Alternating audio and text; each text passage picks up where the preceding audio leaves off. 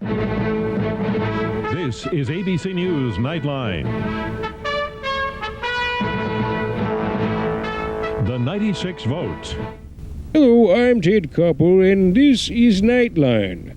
Tonight, Senator Jesse Helms of North Carolina and Senator Strom Thurmond, two old redneck farts who look well on their way to victory. We're going to find out why. Justice Thomas, do you promise to uphold the Constitution of the United States, and that you will promise that you will not let your own moral viewpoints or biases influence your decisions, and that you will objectively define and interpret the Constitution? Senator, my response is yes. What was that? I couldn't hear you. Speak into the machine. I said can't hear yes, you. Speak into the Senator. machine, boy. What? My response Is it time was for in lunch the now or affirmative. what? Yes. I couldn't hear what you were Yes, saying. Senator. Speak into the machine. My Speak into the response machine, boy. is yes. As early as the Clarence Thomas hearings, it was noted that Senator Thurmond was going deaf, and that magnets had been placed in both his cufflinks and underneath the table, so as to help move his arms, and that his carefully scripted questions were written in 84-point type.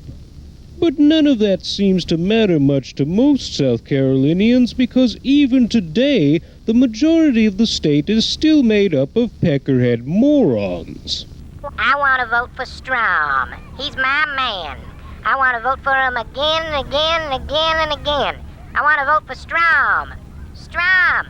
Strom! Well, I guess it is true that Senator Thurmond is slowing down a little bit. Well, I think it has been noted that if Senator Thurmond were moving any more slowly, he would be embalmed. Well, I guess that is true. I guess that's why you're on TV and I'm here cleaning the zoo on a Sunday afternoon. Of course, it had been suggested by many that Senator Thurmond, now 93, spend his retirement year out of office. Senator Thurmond, however, will literally hear none of that. In this segment, he tells us the secret of his longevity. For breakfast, I have a glass of sauerkraut juice. And every day, I try to have a healthy stew movement. I'm immortal. I'm going to be a senator from South Carolina into the 21st century. Now let's turn to the Senate race in North Carolina. It has always been known to Washington insiders that whenever Senator Jesse Helms takes to the Senate floor, he can always be counted on for a good laugh. Well, sex and drugs and rock and roll and perversion and fisting and heavy petting and bondage being taught in the public schools. How do you like them apples, John Q. Pubic? Senator Helms's core support has always been in the rural areas of North Carolina, and his chances of winning are best summed up, albeit coarsely, by this man. Well, Helms is gonna win because he's running against a nigger. North Carolina is a state that has seen an influx of over 700,000 new residents, a population where breeding among siblings is less common. So Helms is working extra hard to get enough of their vote to put him over the top. Hi, I'm Senator Jesse Helms. I want to talk to you intimately about the issues. Federally funded sex surveys drive me into a frenzy of passion. I promise that as your senator, I will give hot speeches about subjects such as lesbians in bondage, statues immersed in urinary fluids, and graphic, lurid descriptions of Robert Mapplethorpe photos.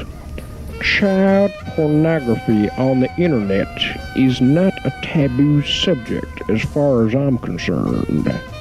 So take a walk on the wild side and pull that lever once again for Jesse Helms, so I can come again to the U.S. Senate. Paid for by the Citizens Committee to re-elect Senator Helms, the Royal Knights of the KKK, the Tobacco Bribery Foundation, and Persons of Colorlessness for Jesse Helms. Strom Thurmond and Jesse Helms. Perhaps the most compelling reason to return these two fossils to the Senate is the effect on satires such as this one if they are not.